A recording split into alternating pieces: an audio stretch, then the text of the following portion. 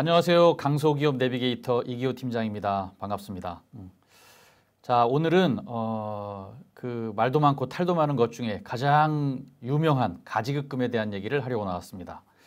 오늘 이 시간은 제가 이제 2주에 걸쳐서 방송을 할 건데요. 오늘은 첫 번째 시간으로 가지급금 1편입니다. 가지급금이 뭔지, 그 다음에 그 가지급금이 어떤 문제를 초래하는지 거기에 대해서 가능하면 쉽게 한번 살펴보고 넘어가는 시간을 갖도록 하겠습니다. 자, 먼저 가지급금이 뭔지 얘기는 많이 들으셨는데 제가 요즘에 챗GPT를 좀 사용하기 시작했습니다. 그래서 챗GPT에서 가지급금을 어떻게 정의하고 있는지 한번 가져와 봤습니다. 자, 이렇게 돼 있습니다. 기업의 자금이 일시적으로 외부로 유출되었지만 그 구체적인 사용 목적이나 상대방이 명확히 규정되지 않은 금액입니다. 이는 기업의 대차 대조표에 자산 항목으로 표시되며 주로 단기적인 유동성 문제를 해결하기 위한 임시적인 조치로 발생합니다. 이렇게 쓰여져 있습니다. 어떻게 다 들어보시니까 머릿속에 좀 정리가 되시나요? 읽은 저도 정리가 잘 안 됩니다. 물론 꼼꼼히 따져보면 어떤 내용인지 아시게 되겠지만 이렇게 바로 들었을 때 직관적으로 알아듣기 힘들죠. 그래서 한 번 더 나가 보겠습니다. 이제 세무회계 측면의 가지급금, 가장 많이 정의하고 있는 가지급금에 대한 정의인데요. 이 정의를 한번 살펴보겠습니다. 자, 기장, 계정 항목 등 명칭 여하에 불구하고 법인의 특수관계자는 주주, 임원, 종업원을 얘기합니다. 종업원에게 지급한 업무와 무관한 자금이라고 되어져 있습니다. 자, 이거는 아까 챗GPT가 정의한 것보다 조금 더 직관적으로 쉽게 와닿죠. 명칭이 어떻든 간에 그 법인의 특수관계자한테 뭐 업무와 무관하게 지급한 자금이다라고 얘기를 하고 있습니다. 자, 그래도 조금 뭔가 머릿속에 깨끗하게 정리가 안 되죠. 더 쉽게 가보도록 하겠습니다. 그러려면 가지급금에 대한 용어를 한번 정확히 살펴볼 필요가 있는데, 자, 가지급금입니다.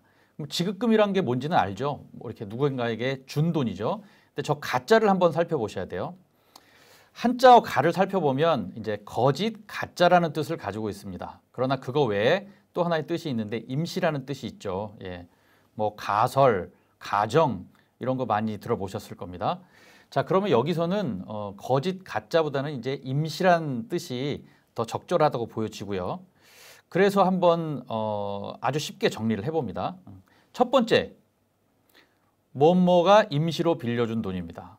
여기 무엇은 어디겠습니까? 맞습니다. 법인이죠. 법인이 임시로 빌려준 돈이에요. 두 번째는 누가 세금 없이 가져간 돈입니다. 그 누가는 누구겠습니까?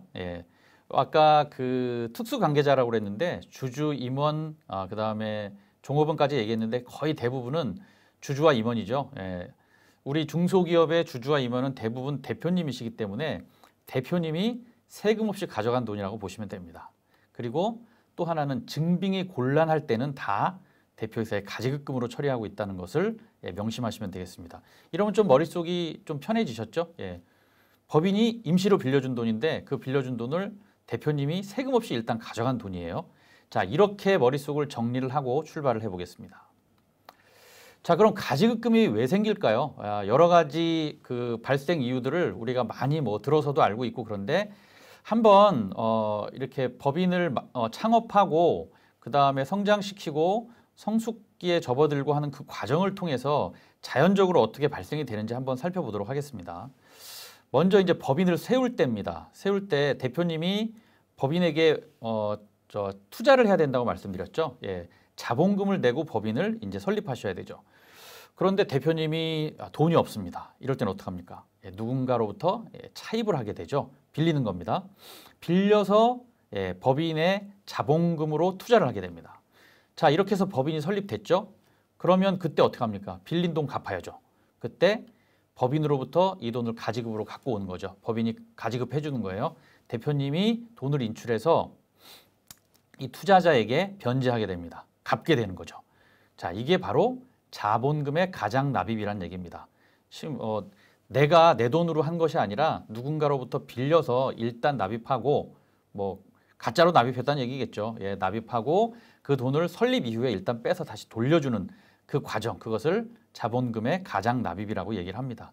처음에 이렇게 법인을 설립했습니다. 그리고 이제 회사가 잘 돼 가야 되겠죠. 이제 성장기로 접어들게 될 때 아니면 초기에도 이런 상황이 좀 필요하기도 합니다. 어떤 일이 벌어지냐면 이제 법인이 다른 거래업체에 이제 매출을 일으키죠. 예.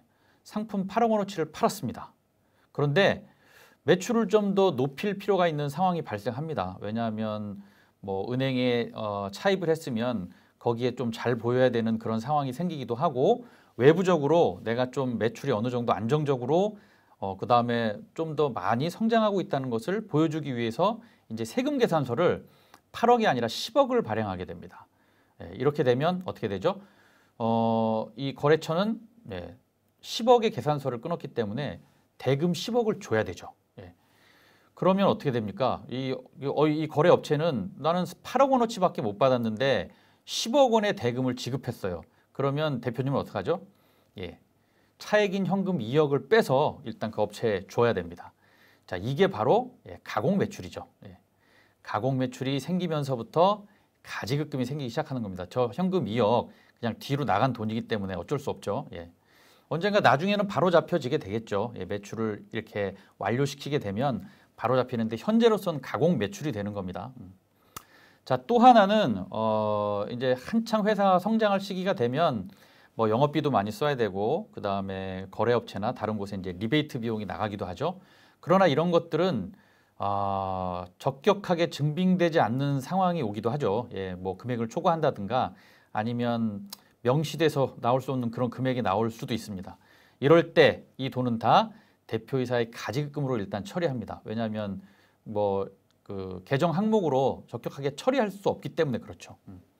자, 세 번째 비슷한 케이스인데요. 증빙 불가 인건비입니다.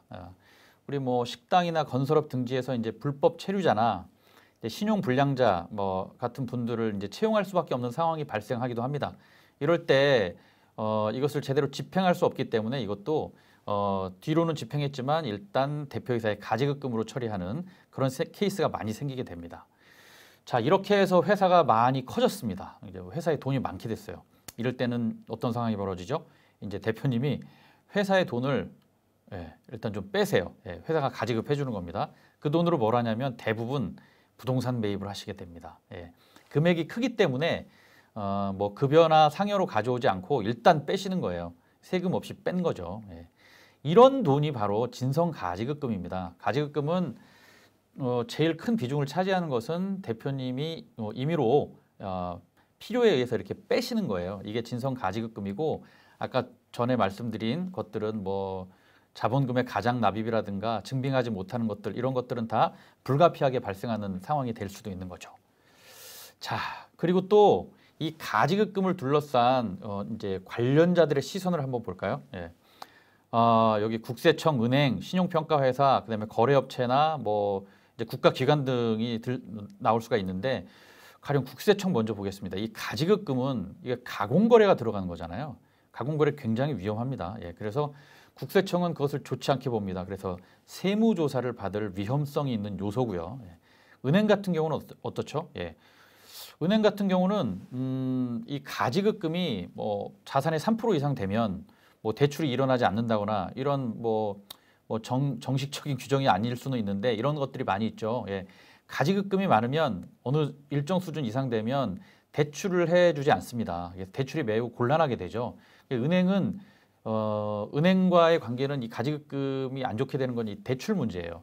대출 문제는 우리 법인에게 굉장히 중요하지 않습니까? 그래서 일정 수준 이상의 가지급금은 과히 좋지 않다 이렇게 말씀드릴 수 있는 겁니다. 그다음에 신용평가에서는 어떻죠? 이 가지급금 신용평가에 매우 부정적인 요소거든요. 금액이 크면 클수록 더 심해집니다. 그래서 가지급금이 심하게 많으면 신용등급이 떨어질 우려가 있습니다. 신용등급 떨어지면 역으로 다시 대출하기도 좀 어려워지기 때문에 굉장히 중요한 문제라고 아니할 수 없죠.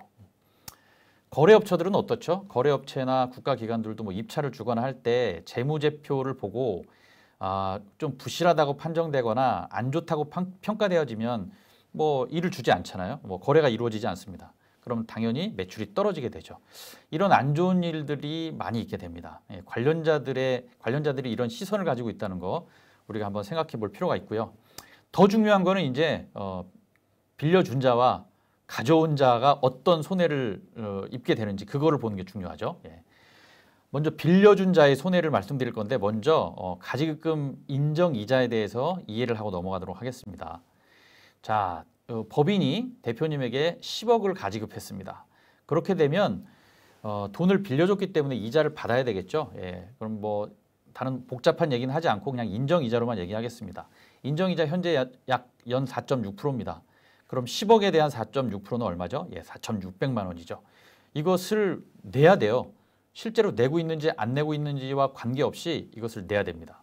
자, 이것을 기본으로 인정이자에 대한 이해를 갖고 넘어가 보도록 하겠습니다. 자, 빌려준 자, 법인의 손해입니다. 자, 첫 번째 손해는 뭐냐면 인정이자 입금 산입입니다. 아까 이자를 얼마 받아야 된다고 그랬죠? 예, 4,600만 원 받아야 된다고 그랬죠? 그러면 그 인정이자는 영업의 수익이 되겠죠. 이거 법인세 과세 대상입니다. 입금 산입이 돼서 법인세 과세 대상이 된다는 얘기예요. 즉 법인세가 상승하게 됩니다. 얼마나 상승하게 되느냐? 4,600만 원에 법인이 법인세율 19% 그래서 2억 초과해서 19%에서 지방세 1.9% 합치면 20.9% 되겠죠? 그럼 그 4,600만 원의 20.9%는 961만 원이 됩니다. 자, 이 가지급금 10억을 가져가게 되면 법인은 연마다 법인세가 상승하게 되는데 961만 원씩 상승하게 된다는 거예요. 자, 또 하나는 뭐가 있냐면 지급이자 손금 불산입입니다. 즉 이런 거죠. 법인이 그 10억 정도의 대출이 있습니다. 연 이자는 5%예요. 그러면 5천만 원 이자를 내고 있겠죠. 그 5천만 원 어떻게 해주죠? 다 비용 처리해 줍니다. 즉 법인세를 내지 않아도 되는 거예요. 그렇지만 그 지급이자 손금 불산입이란 건 이 지급되는 이자 5천만 원 중에 인정이자로 받은 그 이자 금액 있죠. 얼마 받았다고 그랬죠? 10억에 대해서 4,600 받았잖아요. 그 4,600만 원만큼 손금 불산입이에요. 빼줘 버린다는 얘기죠. 예. 그래서 거기에 대한 그 손금 불산입이 되면 비용 처리를 안 해주니까 그만큼 법인세가 또 상승하게 되겠죠. 얼마요? 아까 말씀드린 거하고 똑같죠. 예, 961만 원. 이거는 양쪽으로 961만 원 양쪽으로 다 법인세에 대해서 손해를 보기 때문에 총 1,922만 원의 법인세를 더 내게 되시는 그런 손해를 보시게 됩니다. 예, 법인이 그런 손해를 보게 되는 거죠. 예. 또 하나는 이제 세무적인 건 아니지만 아까 말씀드렸지만 신용평가 회사로부터 신용 등급이 하락하게 되는 그런 손해를 입게 되고 이렇게 되면 대출이 불리해지게 되죠. 자, 또 하나는 대손 처리라는 게 있는 거 알고 계시죠? 뭔가 퉁쳐서 없애버려야 되는데 이 가지급금은 대손 처리 불가합니다. 예. 그리고 세무조사의 위험이 있다고 아까 말씀드렸죠. 예, 가지급금이 있다고 무조건 세무조사를 받는 것은 아니고 가지급금이 어느 수준 이상의 좀 과하게 있다면 세무조사 위험도 있고 처벌에 대한 가능성도 있기 때문에 가지급금 크기는 매우 중요하다고 할 수 있습니다. 자, 그럼 빌려준 자가 이런 손해를 봤는데 그럼 이 빌려온 자는 어떤 손해를 보는지 한번 보겠습니다. 빌려온 자는 누구죠? 대표님입니다. 예, 대표님은 자, 첫 번째 이자 납입하셔야 되는데요. 이 가지급금에 대한 이자, 원금도 원래 납입하셔야 됩니다. 원금과 이자에 대한 납입의 의무가 있습니다. 자, 근데 이자를 안 내실 경우에는 가지급금이 복리로 증가한다는 사실 알고 계시죠? 예. 10억에 대한 가지급금 이자는 얼마죠? 최초에 4,600만 원이었죠? 4.6%. 그런데 4,600만 원의 이자를 내지 않았습니다. 그러면 다음 해 어떻게 되죠? 10억 4,600만 원이에요. 그럼 10억 4,600만 원의 4.6%는 얼마인가요? 4,811만 원이 됩니다. 자, 그럼 그 다음에는 어떻게 될까요? 10억 4,600만 원 플러스 거기에 4,811만 원 더하죠. 거기에 4.6%는 이제 6,564만 원이 되는 거예요. 이렇게 이자가 그러니까 복리로 늘어나게 되는 효과를 가지게 되기 때문에 이렇게 방관하고 있지는 않겠죠. 어느 정도는 내시게 되는데 이렇게 됩니다. 실제 내지 않고 이제 대체하시는 케이스가 많으시죠. 예. 어떻게 대체를 하냐면 대표님에게 상여를 지급한 것으로 하고 그 상여를 가져와서 이자를 낸 것으로 이제 대체 처리를 합니다. 자, 이럴 때 그 상여가 대표님들 원천징수 영수증 보면 그 소득 밑에 이렇게 조그맣게 나올 수 있는데 이게 인정상여라는 것이 있습니다. 이 4,600만 원이 인정상여로 들어가게 되는 것이죠. 자, 상여금이 늘어났다는 것은 대표님의 소득이 늘어났다는 얘기예요. 그러면 어떻게 되는 거죠? 예, 개인 소득세가 상승하게 됩니다. 얼마나 상승할까요? 개인 소득세 대표님 소득 구간이 8,800에서 1억 5천 사이에 있다고 가정하면 35%가 되겠죠. 예, 그러면 지방세 포함하면 38.5%. 그러면 세금이 1,771만 원 정도 됩니다. 자, 법인은 이렇게 아까 1,922만 원인가 이렇게 더 낸다고 그랬죠. 대표님은 1,771만 원씩 더 내시는 거예요. 가지급금은 법인도 세금이 늘어나고 대표님도 세금이 늘어나는 이런 굉장히 안 좋은 손해를 보게 되는 아주 안 좋은 것이라는 거죠. 자, 또 하나는 이게 가지급금이 대표적인 사업 무관 자산입니다. 사업과 무관하다고 아까 정의에서도 나왔잖아요. 업무와 무관. 이럴 경우는 가업 승계 시에 굉장한 타격을 받습니다. 왜냐하면 그 금액을 산정해서 다 공제를 해주거나 과세 특례를 받게 되는데 사업 무관 자산은 제외입니다. 예, 그렇기 때문에 생각했던 것보다 많이 내 금액이 줄어들 수가 있죠. 큰 타격을 받게 되시는 겁니다. 자, 또 이 가지급금은 어떻게 되죠? 이제 주임종 단기 대여금이 되죠. 자산 항목에 들어 있습니다. 자산 항목에 들어 있어서 이제 주가 상승을 하게 되죠. 주가 상승을 유발시킵니다. 그렇게 되면 이제 대표님이 상속 증여 양도를 할 때 불필요하게 세금을 많이 내시게 되는 그런 상황이 발생하게 되는 거예요. 그 얘는 뒤에 말씀드리겠습니다.